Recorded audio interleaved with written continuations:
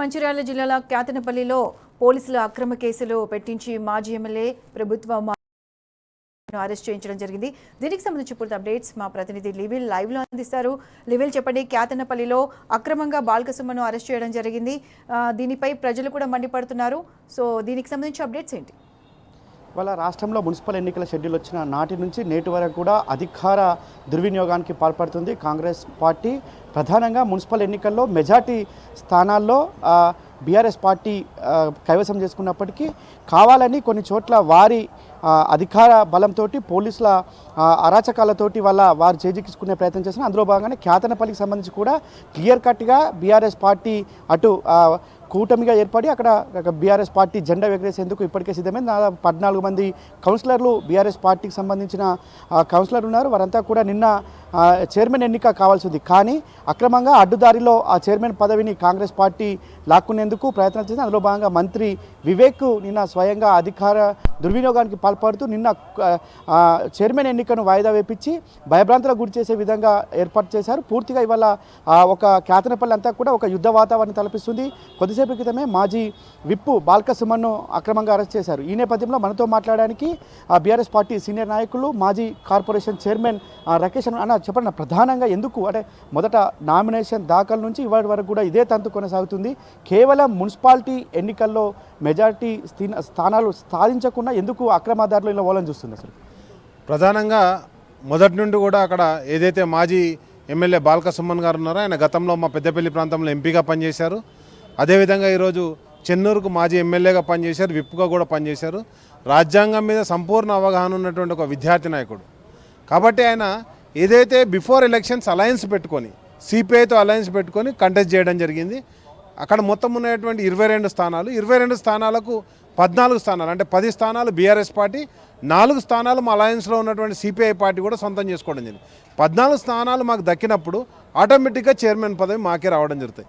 కానీ ఆ నియోజకవర్గం మాజీ మంత్రివర్యులైన అంటే ప్రస్తుత మంత్రివర్యులైనటువంటి వివేక్ గారిది కాబట్టి ఆ మున్సిపాలిటీని మొత్తం హోల్డ్ చేయడం జరిగింది. నేను ఒకటే అడుగుతున్నా, మరి రాష్ట్రంలో ఎలక్షన్ కమిషన్ ఉందా లేదా, దేశం మొత్తంలో ఎలక్షన్ కమిషన్ ఉందా లేదా అని చెప్పేసి రాహుల్ గాంధీ గారు ప్రశ్నిస్తున్నప్పుడు మరి ఈ రాష్ట్రంలో జరుగుతున్నటువంటి ఎలక్షన్లలో ఎలక్షన్ కమిషన్ పనిచేస్తుందా పనిచేయట్లేదా?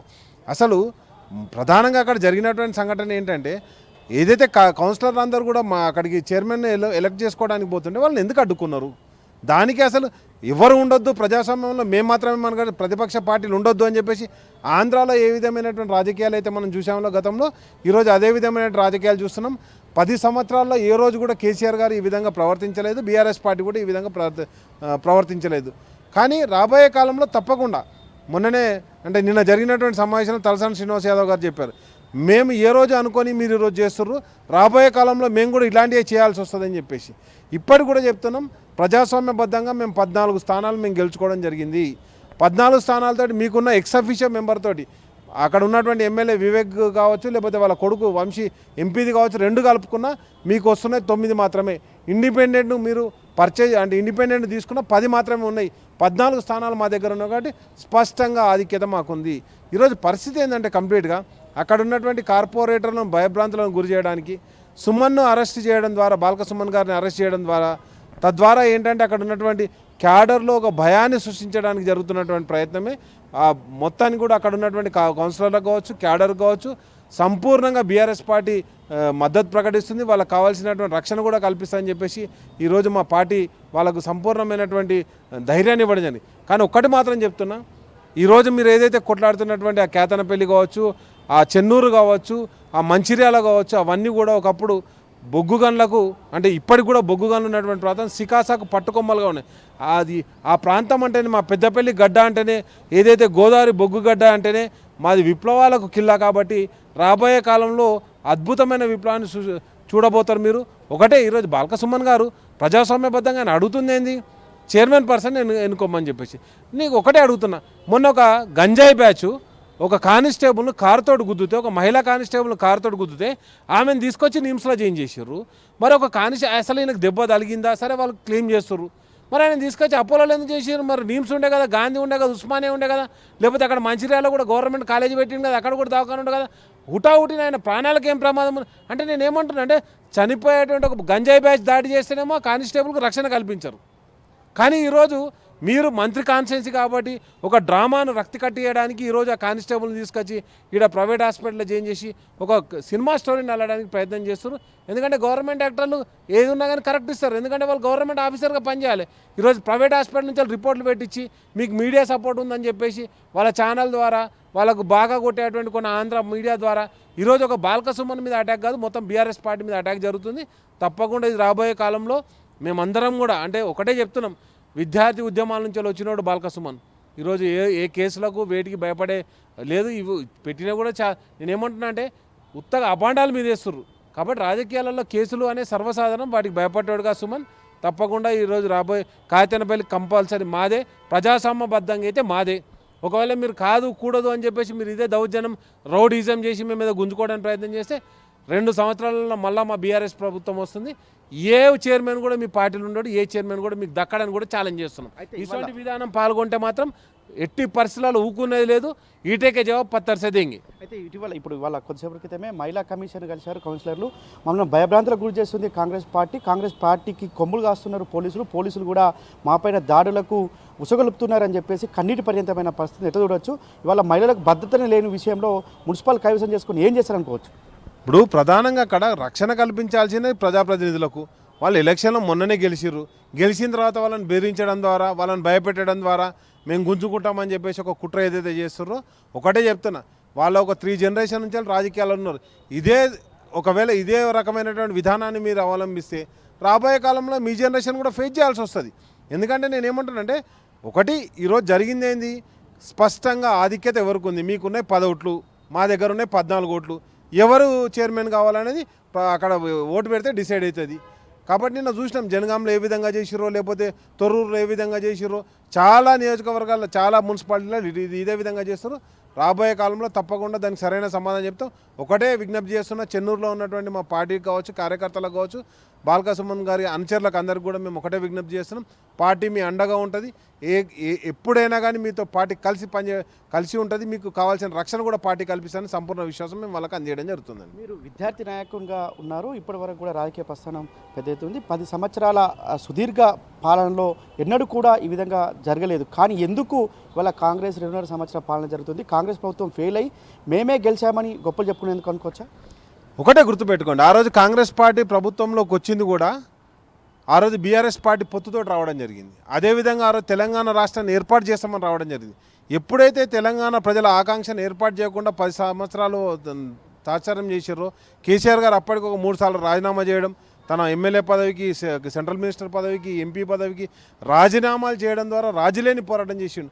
హంగర్ స్ట్రైక్ కావచ్చు, ఆయన చావునోట్లో తలిపెట్టి తెలంగాణ సాధించుకోవడం జరిగింది. ఆ తెచ్చుకున్న తెలంగాణ కూడా మళ్ళీ 9వ తరగతి ప్రకటన చేసి 23వ తరగతి గుంజుకపోయారు.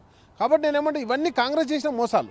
కాబట్టి కాంగ్రెస్ మళ్ళొక మోసపు పూరితం ద్వారా ఈరోజు ఇయ్యని తులం బంగారానికి, ఇయ్యని 2500లకు, ఇయ్యని 4000 పింఛన్లకు అన్ని మేము ఇస్తామని చెప్పేసి ఆశలు కల్పించడం ద్వారా, ప్రజలని ఒక మభ్యపెట్టడం ద్వారా ఈరోజు ఏదైతే అధికారాన్ని చేజిక్కించుకున్నారో వాళ్లకు సరైనటువంటి సమాధానం ప్రజలు చెప్పడానికి సిద్ధంగా ఉన్నారు. కాబట్టి వాళ్ళన్ని ఎలక్షన్లలో కూడా ఒకటే చెప్తాను, పాలకపక్షం ఎప్పుడు కానీ గతంలో మేము 120 మున్సిపాలిటీలు ఉంటే దగ్గర 112, 113 మున్సిపాలిటీలు గెలుచుకున్నాం. వీళ్ళు కనీసం సగం కూడా గెలుచుకోలేనటువంటి పరిస్థితి, వాళ్ళ ఓటు పర్సెంట్ కూడా సగం 40 దాటలే వాళ్ళది. కాబట్టి నేనేమంటున్నా, కంప్లీట్గా కాంగ్రెస్ పార్టీ విఫలం చెందింది. కాంగ్రెస్ పార్టీ తను ఇచ్చినటువంటి హామీలు కావచ్చు, తను చేస్తున్నటువంటి విధానాలు కావచ్చు, అన్నింటిలో విఫలమైంది. కాబట్టి ప్రజలు వాళ్ళని తిరస్కరిస్తున్నారు. ఈరోజు ప్రతిపక్షంగా ఉండి మేము 720 కార్పొరేట్ కౌన్సిలర్లు గెలుచుకున్నామండి. వాళ్ళ అధికారంలోనే 1300 గెలుచుకున్నారు. కానీ నేనేమంటాను అంటే 50% కూడా దాటలే. ప్రతిపక్షాల ఇండిపెండెంట్లు, బీజేపీ, బీఆర్ఎస్ అన్ని కలిపితే మేము 50% దాటినాం. కాబట్టి నేనేమంటాను, కాంగ్రెస్ పార్టీ సంపూర్ణంగా విఫలమైందని చెప్పేసి ప్రజలందరూ విశ్వసిస్తున్నారు. దానికే డబ్బు ద్వారా, అధికారం ద్వారా, పోలీసుల జులుం ద్వారా ఈరోజు అధికారాన్ని చేజిక్కించుకోవడానికి ప్రయత్నం చేస్తున్నారు. మంచి అంటే నేనేమంటున్నా అంటే అతిరథ మహారాజులే తెలంగాణ గడ్డ మీద ఏదైతే అలాంటి ఆలోచన చేసిన నిజాం రజాకార్ల, కాసిం రజు సేనలను తిప్పికొట్టినటువంటి గడ్డ ఈ తెలంగాణ గడ్డ. కాబట్టి మేము ఒకటే చెప్తున్నాం, రాబోయే కాలంలో అంటే ఇప్పటికి కూడా మేము కంపల్సరీగా కేతనపల్లి మున్సిపాలిటీ మా బీఆర్ఎస్ పార్టీదే, మా బీఆర్ఎస్ పర్సనే దానికి చైర్పర్సన్ అయితే సంపూర్ణ విశ్వాసం మాకుంది. చివరిగా ఇవాళ కేతనపల్లి మున్సిపాలిటీ కావచ్చు, నిన్న జరిగిన ఇబ్రహీంపట్నం, తొర్రూరు ఇవన్నీ కూడా చూస్తున్నాం. ఎందుకు అంటే పోలీసులు ఒక రక్షణ కల్పించాల్సిన పోలీసులు, రాజకీయ పార్టీలకు అతీతంగా ఉండాల్సిన పోలీసులు ఎందుకు వివరిస్తున్నారు అంటే పోలీసులే ప్రధాన పాత్ర పోషిస్తుందని వెతలవచ్చు. ఒకటి ఈరోజు ప్రధానంగా సమస్య ఎక్కడంటే పాలనా వైఫల్యమే. ఈరోజు సీఎంఏ హోంశాఖ మంత్రిగా ఉంటాడు, సీఎంఏ మున్సిపల్ శాఖ మంత్రిగా ఉంటాడు, సీఎంఏ ఎడ్యుకేషన్ శాఖ మంత్రిగా ఉంటాడు. ఏ శాఖను పట్టించుకోడు. వాళ్ళందరికీ సీఐకి మాట్లాడన్నా, కానిస్టేబుల్కి మాట్లాడినా, కానిస్టేబుల్ ఏదో ఒక జైలుగా ఉన్నా సీఎంఏ చెప్తాడు ఇడికించి. ఆయన మేము చెప్తున్నా కదా, అసలు సీఎం అంటేనే మన రాష్ట్రంలో లేడు. ఉన్న 4 రోజులు కమాండ్ కంట్రోల్ స్టేషన్లో ఉన్నాడు. ఇప్పుడు 2.5 సంవత్సరాలు అవుతుంది. ఆయన 70 సార్లు ఢిల్లీకి పోయిండు. 70 × 3 వేసుకో. నేనేమంటున్నా అంటే 120 రోజులు 220 రోజులు ఆడనే ఉన్నాడు, ఢిల్లీలో ఉన్నాడు. అది పోగా మళ్ళీ వచ్చిన తర్వాత ఏడున్నాడు అంటే ఓసారి జపాన్ పోయిండు, ఓసారి అమెరికా పోయిండు, ఇట్లా 10 దేశాలు తిరిగిండు. 10 దేశాలు తిరిగితే అవో 100 రోజులు పోయినాయి. ఇక మిగతా ఆ స్టేట్ ఈ స్టేట్ అనుకుంటే అవో 100 రోజులు తిరిగిండు. మిగతా రోజులు ఏడున్నాడంటే కమాండ్ కంట్రోల్ స్టేషన్లో అన్ని సెటిల్మెంట్లతో ఉన్నాడు. కాబట్టి నేనేమంటున్నా, కంప్లీట్గా పోలీస్ వ్యవస్థను దుర్వినియోగం చేస్తుండు. ఒకటే విజ్ఞప్తి చేస్తున్నా, సరే గతంలో మా ప్రభుత్వంలో పనిచేసిన అధికారులు ఈ ప్రభుత్వంలో కూడా పనిచేస్తారు కావచ్చు, కానీ మేము ఏ రోజు కూడా ఏ అధికారిని కూడా ప్రజలకు వ్యతిరేకంగానో ప్రజాస్వామ్యానికి వ్యతిరేకంగానో పొమ్మని ఎక్కడ కూడా ప్రోత్సహించలేదు. కానీ ఈరోజు ఎవరైతే ఆ చర్యలకు పాల్పడతారో రాబోయే కాలంలో తప్పకుండా శిక్షార్హులు అవుతారో. మనం చూస్తున్నాం శ్రీలక్ష్మి కేసు ఏ విధంగా జరిగిందో. కాంగ్రెస్ పాలనలో శ్రీలక్ష్మి కేసు ఈరోజు కూడా మళ్ళీ సుప్రీంకోర్టు రీఓపెన్ చేయడం జరిగింది. అదేవిధంగా రేపు రాబోయే కాలంలో అదే పనిష్మెంట్ను ఇక్కడ ఉన్నటువంటి అధికారులు కూడా ఎదుర్కోబోతారని, దానికి సిద్ధంగా ఉండాలని చెప్పేసి కూడా వాళ్ళకి విజ్ఞప్తి చేస్తున్నాను. వల్ల ఏదేమైనప్పటికీ ఖచ్చితంగా మున్సిపల్ ఎన్నికల్లో అడ్డదారుల్లో చైర్మన్లు వైస్ చైర్మన్ల పీఠాలను కైవసం చేసుకోవాలని చూస్తుంది. ఖచ్చితంగా ప్రజాస్వామ్యం కూని చేసే విధంగా కూడా పోలీసు వ్యవహరిస్తున్నారు. ఖచ్చితంగా హోంమంత్రిగా ఉన్న ముఖ్యమంత్రి హోంమంత్రి వ్యవహరిస్తున్నారు. పోలీస్ శాఖ డైరెక్షన్లు ఆయన ఇస్తున్నారు. హోంగార్డ్ నుంచి సిపి వరకు కూడా అంత ఆయన. ఖచ్చితంగా ఇవాళ ప్రశ్నించిన గొంతు సుమన్ను అరెస్ట్ చేయడం పూర్తిగా ఖండిస్తున్నామని చెప్పేసి కూడా చిరుమల రకే చెప్తున్న పరిస్థితి కనిపిస్తుంది. O2 studio. Right level, thanks for the live updates.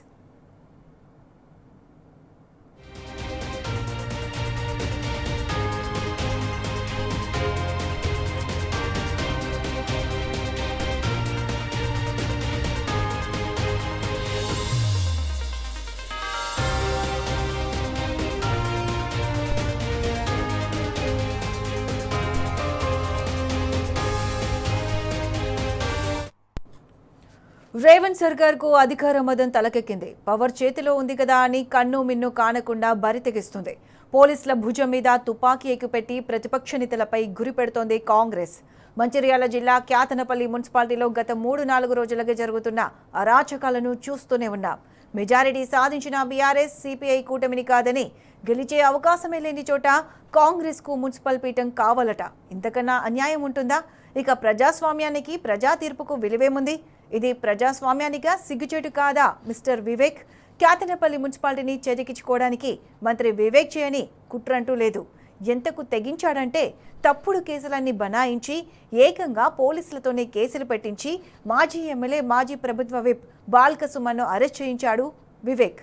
Collector, MRO, ACP సహా అధికారులందరినీ తన పెంపుడు కుక్కల్లా మార్చుకుని సంబంధమే లేని అక్రమ కేసులో సుమన్ను ఇరికించాడు మంత్రి వివేక్. సుమన్ను అన్యాయంగా అరెస్ట్ చేయించాడు. క్యాతనపల్లి మున్సిపాలిటీకే ఇది బ్లాక్ డే.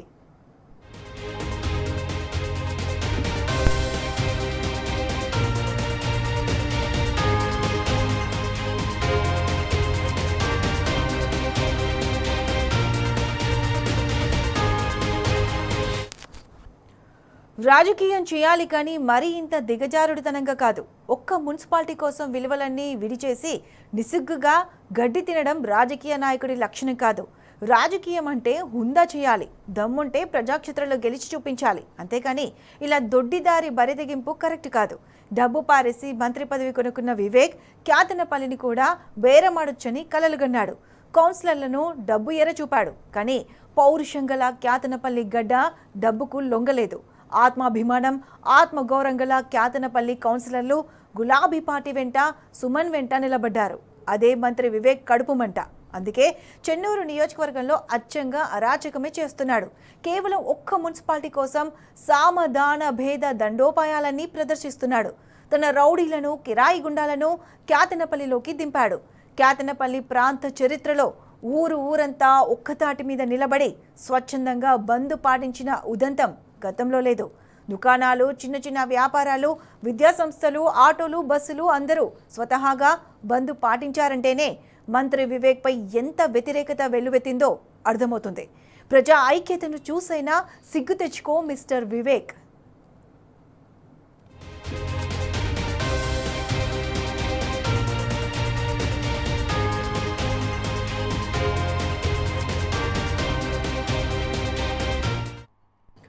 వాస్తవానికి క్యాతనపల్లిలో కాంగ్రెస్ పార్టీ ఘోరంగా ఓడింది. బీఆర్ఎస్ సిపిఐ కూటమి విజయ దూదింపి మోగించింది. 22 వార్డుల్లో కాంగ్రెస్కు వచ్చింది కేవలం 7 మాత్రమే. బీఆర్ఎస్ సిపిఐ కూటమికి 14 సీట్లు లభించాయి. అంటే లెక్క ప్రకారం మున్సిపల్ పీఠం కూటమిదే. ఇందులో ఎలాంటి అనుమానాలకు తావులేదు. కానీ మంత్రి వివేక్ మాత్రం క్యాతనపల్లి తనదే అంటున్నాడు. ఏ లెక్కన అంటున్నాడో దేవుడికే తెలియాలి. అంటే బీఆర్ఎస్ సిపిఐ కౌన్సిలర్లను డబ్బు పారేసి కొందామనుకున్నావా? మనీ ఉంటే ఏదైనా చేయొచ్చన్న తలపొగరా? బాల్క సుమన్ అనే అడ్డు ఒకటి తొలగించుకుంటే క్యాతనపల్లిని ఈజీగా చెరబొట్టొచ్చని నీ పన్నాగమా? అందుకే సుమన్ను అరెస్ట్ చేయించావా? అదేగా నీ కుట్ర. నీ పార్టీ కిరాయి గుండాలతోనే రాళ్లు వేయించి పోలీసుల తలలు పగలగొట్టించి ఉల్టా సుమన్ మీదనే కేసులు పెడతావా? ఇంతకన్నా అరాచకం ఉంటుందా? అసలు చెన్నూరు నియోజకవర్గంలో ప్రజాస్వామ్యం అనేది ఉందా, చచ్చిందా? ఆన్సర్ చెప్పు మిస్టర్ మినిస్టర్.